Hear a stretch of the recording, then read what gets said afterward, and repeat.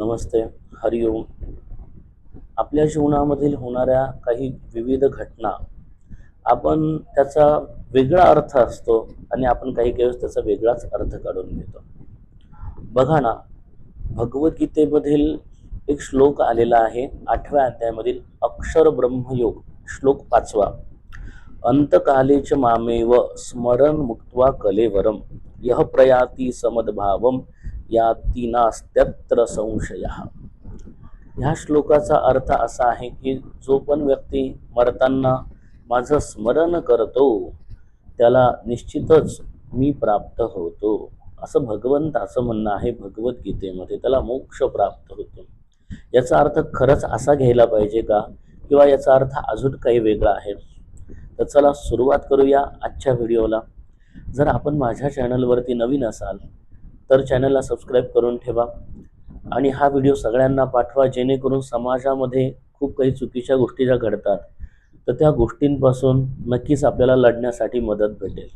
त्यासाठी हा व्हिडिओ शेवटपर्यंत बघायचा आणि तुमच्यासुद्धा प्रतिक्रिया मला कमेंट बॉक्समध्ये टाकण्यासाठी विसरू नका. तर ह्या श्लोकाचा अर्थ असा होतो की जो पण व्यक्ती मला मरताना माझं स्मरण करतो तो मला प्राप्त होतो, असं भगवद्गीतेमध्ये भगवंताने सांगितलेलं आहे. पण फक्त मरतानाच भगवंताचं स्मरण करणं गरजेचं आहे का? तुम्ही आयुष्यभर जर पाप करत राहिले आणि शेवटी मरताना भगवंताचं स्मरण केलं तर खरंच तुम्हाला भगवंताची प्राप्ती होणार का? हाच आपला महत्त्वाचा प्रश्न आहे. तर असं होणार नाही. तुम्हाला आयुष्यभर भगवंताची सेवा करावी लागेल आणि शेवटला सुद्धा तुम्ही जेव्हा भगवंताची सेवा कराल तेव्हाच तुम्हाला भगवंताची प्राप्ती होईल. नाही तर आयुष्यभर तुम्ही 2 नंबरचा धंदा करत बसाल, घरामध्ये आपल्या आईवडिलांसोबत असेल, धर्मपत्नीसोबत, मुलांसोबत, यांच्यासोबत तुमचे व्यवहार विचार चांगले नाही, तुम्ही पापकर्म करत असाल, तुम्हाला कुठून भगवंताची प्राप्ती होणार आहे? तर हे समजण्यासाठी आज मी तुम्हाला एक कथा सांगणार, एक गोष्ट सांगणार आहे. नीट लक्ष देऊन ऐका. पूर्वीच्या काळामध्ये एक राजा होऊन गेलेला आहे. तो राजा भगवंताचं नामस्मरण वगैरे खूप चांगल्या गोष्टी करायचा. पण एक गोष्ट आलेली की विनाशकाले विपरीत बुद्धी. जेव्हा विनाश समोर येतो तेव्हा बुद्धी सुद्धा काम करत नाही. ही गोष्ट तेवढीच खरी. तर तो राजा देवधर्म करायचा करायचा करायचा. अचानक त्याला कुठून तरी लक्षात आलं की गंगा आपल्याकडे अशी आहे की ती पाप विमोचनी आहे. तुम्ही किती पाप केले तर त्या गंगेमध्ये धुवून निघतात. तिथे स्नान केलं तर सगळे पातक धुवून निघतात, असं सगळं बोलायचं. म्हणून त्याच्या मनामध्ये ती गोष्ट खटकून गेली की नाही असं होतं तर मग आपण सुद्धा पाप करायचं आणि पाप त्याच्यामध्ये धुतले जाऊ शकतात. कारण विनाशकाले विपरीत बुद्धी, विनाश जवळ आल्यावरती असं होतं.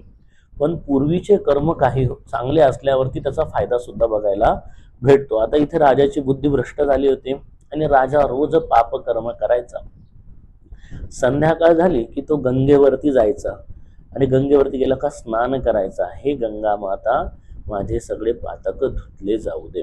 त्याचा हा रोज नित्य नियम ठरला. देवधर्म सोडून दिला, वाईट कर्म करायला लागला. रोज संध्याकाळी नदीवरती जायचं, गंगेमध्ये स्नान करायचं आणि गंगेची प्रार्थना करायचं. गंगा माता म्हणजे सगळे पाप धुतले जाऊ दे.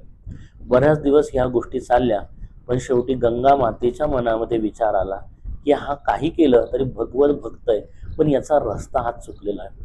तर याचा रस्ता आपण कुठेतरी सरळ करायला पाहिजे. म्हणून गंगा मैयाने एका छोट्याशा मुलीचं रूप धारण केलं संध्याकाळच्या वेळेस आणि राजाची प्रतीक्षा करू लागली. राजा संध्याकाळच्या वेळेस पापकर्म करून आला आणि गंगेमध्ये स्नान करू लागला आणि गंगा मातेची प्रार्थना करू लागला. हे गंगा माता माझे सगळे पातक धुतले जाऊ दे. त्यावेळेस गंगा मातेने जे बालिकेचं रूप घेतलं होतं तिच्याकडे एक पांढरा कपडा होता. ती गंगा मैया मुद्दामून त्या राजाच्या समोर पाण्यामध्ये कपडा बुडवायची, स्वच्छ करायची आणि समोर जी घाण पडलेली त्या घाणेमध्ये नेऊन बुडवायची, कपडा घाण करायची, परत पाण्यामध्ये जायची, स्वच्छ करायची, परत जायची, घाण करायची, कपडा परत नदीमध्ये जाऊन स्वच्छ करायची. राजाने त्या मुलीकडे बघितलं 4-5 वेळेस, ही मुलगी असं काय करते? स्वच्छ कपडा केला, मुद्दामून कपडा खराब करते, परत स्वच्छ करते, परत घाण करते, असं 4-5 वेळेस बघितलं. आणि शेवटी राजा त्या मुलीवरती चिडला आणि बोलला, का ग तू पागल आहे का? तू कपडा स्वच्छ करते, परत खराब करते, स्वच्छ करते, परत खराब करते. त्यावेळेस गंगा माता म्हणाली, ज्या वेळेस मी हे कपडे खराब करते आणि स्वच्छ धुते आणि मी जर मुद्दामून खराब करते तर ही गोष्ट चुकीची आहे. आणि हेच जर तुला तसं वाटत असेल की मी रोज पातक करेल आणि रोज पातक केल्यानंतर तू गंगा मातेमध्ये येऊन स्नान करशील आणि तुझे पातक धुतले जातील, मुद्दामून केलेले पातक कधीही धुतले जात नाही. असं बोलल्यानंतर राजाचे डोळे उघडले. राजाला आपली चूक लक्षात आली आणि तेव्हापासून राजाने सगळे कर्म चुकीचे सोडून दिले आणि तो भगवत मार्गाला पुन्हा लागला आणि शेवटी तो खरंच भगवंताला प्राप्त झाला. ह्या व्हिडिओमधून तुम्हाला, ह्या कथेमधून तुम्हाला हे शिकायचं होतं की चुकीचे केलेले पातक हे धुतले जाऊ शकतात, पण मुद्दामून केलेले पातक हे धुतले जाऊ शकणार नाही. म्हणून भगवंताचं स्मरण तुम्ही जर शेवटला कराल आणि आयुष्यभर तुम्ही पातकच करत राहणार, देवधर्म तुम्ही करणार नाही, तर शेवटी तुम्ही कधीही भगवंताला प्राप्त होऊ शकणार नाही. उलट तुमचा होणारा पुढचा जन्म हा नक्कीच कुठेतरी वाईट ठिकाणी होऊ शकेल. म्हणून तुमचे कर्म आत्तापासूनच सुधरा आणि शेवटी भगवंताचं स्मरण करा.